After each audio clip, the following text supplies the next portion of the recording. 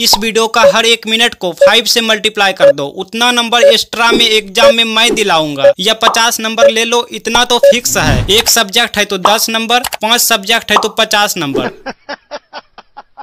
Are you comedy मी?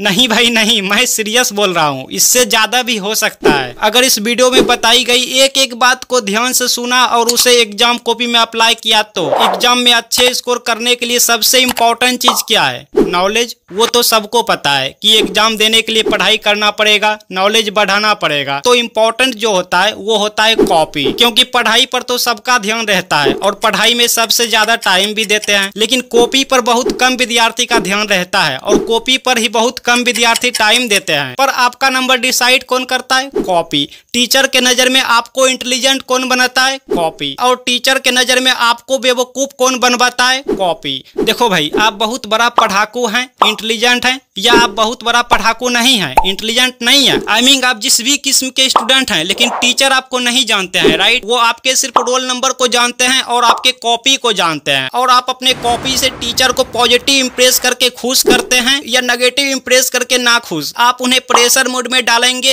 या happy mode में, like ये आप तय करेंगे और आपका नंबर वो तय करेंगे। तो आप क्या चाहोगे? एग्जामिनर को खुश करके नंबर बढ़वाना या ना खुश करके नंबर कटवाना? यस या नो कमेंट में जरूर बताना। तो इसलिए एग्जाम में नॉलेज के साथ साथ कॉपी भी इम्पोर्टेंट है। तो चलिए अब जानते हैं वो कौन कौन सी चीजें हैं जिससे एग्जामिनर के सामने पॉजिटिव इंप्रेशन जाते हैं। सबको बारी बारी से जानते हैं। आप वीडियो को ध्यान से देखिएगा और समझने की कोशिश कीजिएगा। सबसे पहले कुछ सावधानियां जान लेते हैं। सावधानियां नंबर 1, एग्जाम में ग्रीन और रेड कलर का पेन लेकर नहीं जाना है। आपको 2 पीस ब्लू और 2 पीस ब्लैक लेकर जाना है और जिस पेन से आप पहले लिखते आए हैं आपको वही पेन लेकर जाना है। आपको न्यू पेन एग्जाम में लेकर नहीं जाना है, बल्कि उसका 1 इंच स्याही घर में ही प्रैक्टिस करके खाली कर लेना है, क्योंकि न्यू भरा हुआ स्याही सही से उगता नहीं है, रुक रुक के धुक धुक के चलता है। और हाँ, ब्लैक पेन से क्वेश्चन नंबर को लिखना है, ब्लू पेन से आंसर को लिखना है और टाइम मिले तो ब्लैक पेन से इंपॉर्टेंट पॉइंट को ना अंडरलाइन कर देना है। वैसे तो ब्लैक पेन और ब्लू पेन का इस्तेमाल कब कैसे करना चाहिए, प्रस्तुतिकरण आई मीन प्रेजेंटेशन कैसे करें, ये भी इसी वीडियो में बताएं। सावधानी नंबर 2, सबसे पहले एग्जाम में copy I mean answer sheet मिलते हैं, फिर क्वेश्चन मिलते हैं।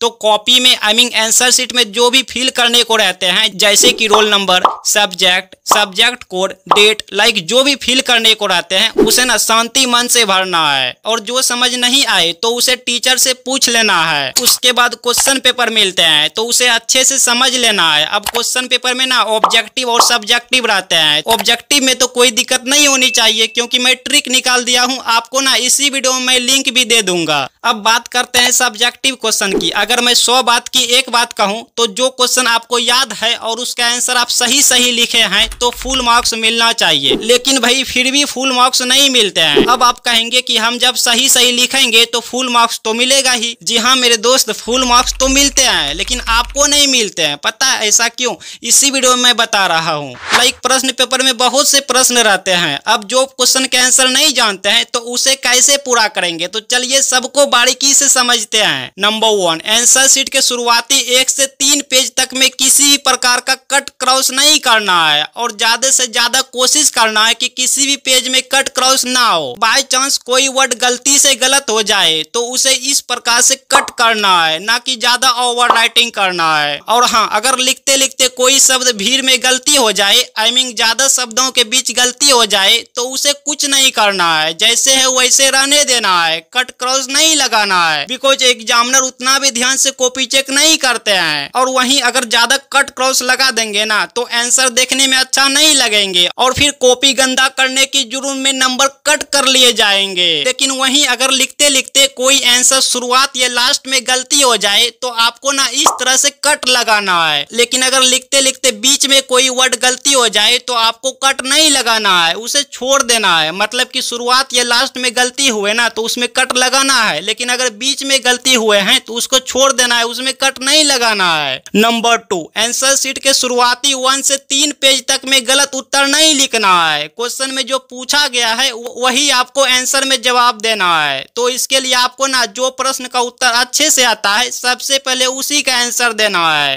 नंबर 3, सिर्फ इतना से काम नहीं चलेगा भाई। मान लीजिए आप आंसर को सही से लिखे हैं लेकिन ऐसा लिखे हैं कि पढ़ने को भी नहीं पढ़ा जा रहा है। आई मीन आपके अलावा एग्जामिनर आपकी राइटिंग को नहीं पढ़ पा रहे हैं। तो यहीं से एग्जामिनर के मन में नेगेटिव थॉट बैठ जाते हैं और आपने सही भी लिखे हैं फिर भी पूरे नंबर नहीं मिलेंगे आंसर के मुताबिक। और अगर एक नंबर कट जाए तो 10 क्वेश्चन में से 10 नंबर ऐसे ही गायब हो जाएंगे। आप समझ रहे हैं ना हम क्या बोल रहे हैं। तो आपको ऐसा लिखना है कि टीचर को लगे बस इसी कॉपी का इंतजार था। और इसके लिए आपको ना 2 काम करना है। एक तो आप अपना राइटिंग को अच्छा बना लीजिए। दूसरा, अगर हैंड राइटिंग ज्यादा अच्छा नहीं है तो आपको प्रत्येक शब्द के बीच एक पेन की स्पेस बनाकर साफ साफ लिखते जाना है। नंबर 4, जितना शब्द में आंसर को लिखने बोला जाए उतना शब्द के आसपास ही लिखना है और कोशिश करना है क्वेश्चन में जो पूछा गया है उसी का सटीक आंसर लिखने की। और हाँ, कोई कहता है कि जितना लिखोगे उतना ज्यादा नंबर मिलेगा, तो ये बिल्कुल गलत है। हालांकि जो क्वेश्चन नहीं आता है उसे लास्ट में उसी क्वेश्चन से रिलेट लिखना ये अलग बात है, पर जो क्वेश्चन आता है उसमें बढ़ा चढ़ा कर लिखना गलत बात है। जैसे कि 2 अंक का क्वेश्चन है तो 2 से 4 लाइन आई मीन 30 से 40 शब्दों के आसपास लिखना है। अगर 3 अंक का क्वेश्चन है तो 6 से 8 लाइन आई मीन 50 से 60 शब्दों के आसपास रहना है। अगर